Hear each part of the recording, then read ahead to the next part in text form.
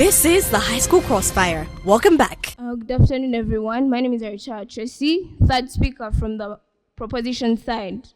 Well, today, I believe that my team has given you a link between the finished goods and the GDP, which we will all agree that we have not gotten from the opposition side.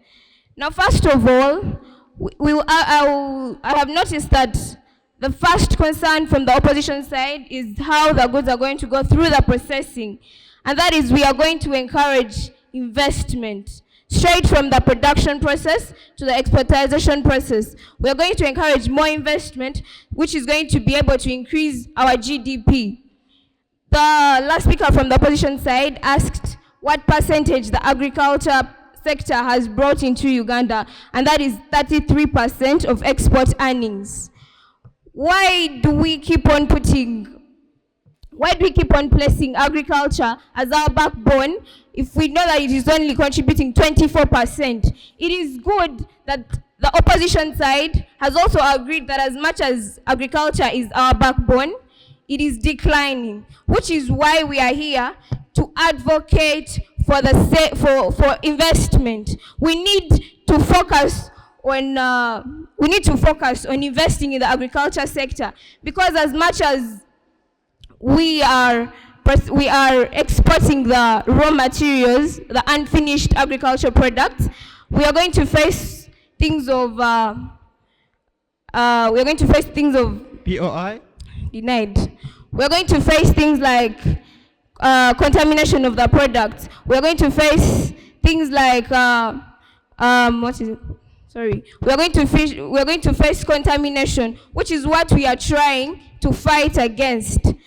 We realize that in the opposition speech, they are giving us a service sector, which is, most of these service sectors are not exactly what we need right now. We need to fight for our agriculture. Denied. We need to fight for our agricultural sector, because the few industries in Uganda that are existing are already agro-processing industries. With this, we can diversify the economy that we have. The alternative that they gave us is already catered for in our statistics.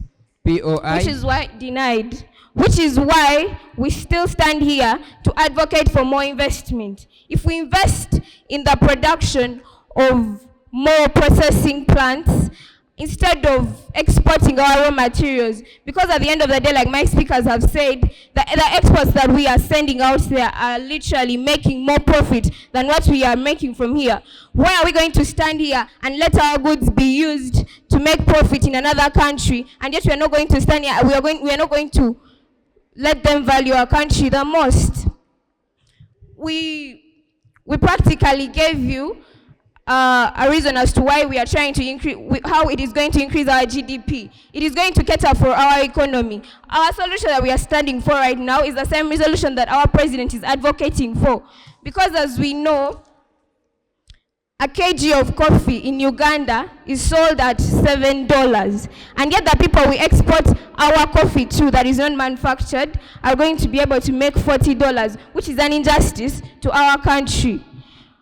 We need to ensure that our country gets enough investment from the investors that we have. We need all the money that we can get, because apparently as we are operating, our GDP is in deficit. I rest my case. A very good afternoon, all ladies and gentlemen.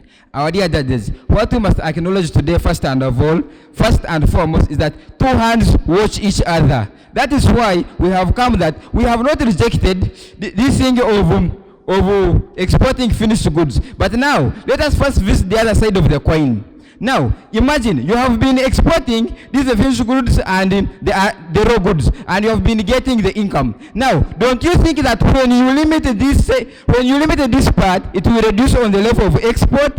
these fellows are not coming on board to address that problem. Now, secondly, they are talking of increasing investment, but they are not telling us how shall they increase the investment, where shall they get the funding, what are the procedures, how they shall do the investments. They don't tell us. As we all know, Uganda is running a deficit economy. We don't have money. As we all know that processing needs the installing of these processing plants, of which are very expensive, time consuming, and of them they need specialists, they need special machines, of which Ugandans we don't have. Where shall we get those ones, our dear judges? Now, denied.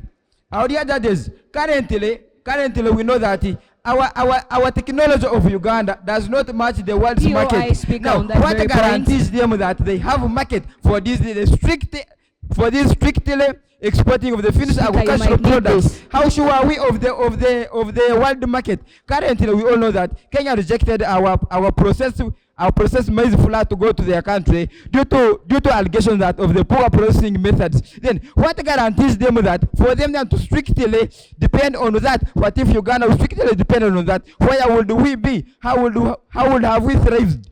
That is why we came on board and said no.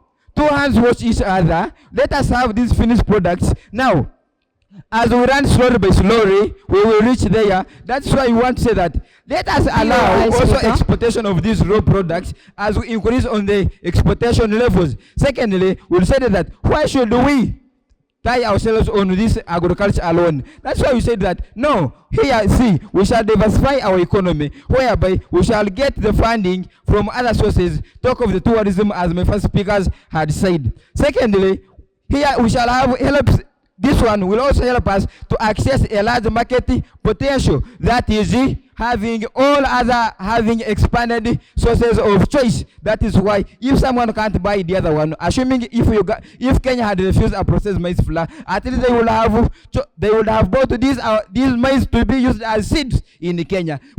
Other than depending on only processed maize flour, of which was refused because of our low technology. They don't come and tell us how shall we equip our Ugandans with technology. Take an example. They give us a plan of 2 years. Imagine, in those 2 years, they need to sensitize, they need to stall industries. They're not telling us how they shall curb the effect that will come out of the processing. Talk of their industries. They're talking of industries. In those 2 years, how shall they curb, in this low economy of Uganda, how shall they curb that negativity from their processing, talk of their industries, talk of their carbon emissions in those 2 years, our dear judges? We want them to come and elucidate to us its applicability, how it will be effective in Uganda.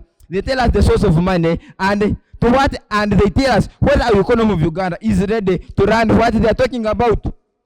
Secondly, our dear judges, we come and tell them that this thing, what they are talking about, is expensive and time consuming. That is why we tell them that, look here, what if we all depend on this one? That a lot of money they are claiming for, it will be the money that will come and cater for the incurred costs. Talk of installing the processing plants. That is the money that will come, buying those machines. Vis-a-vis them it have got a loan. That is the money that will come to account for all those. What does it mean that our dear judges, instead of depending on one thing, let us agree and say that two hands wash each other than strictly depending on one source of income. Thank you. This is the High School Crossfire. We'll be back in a minute.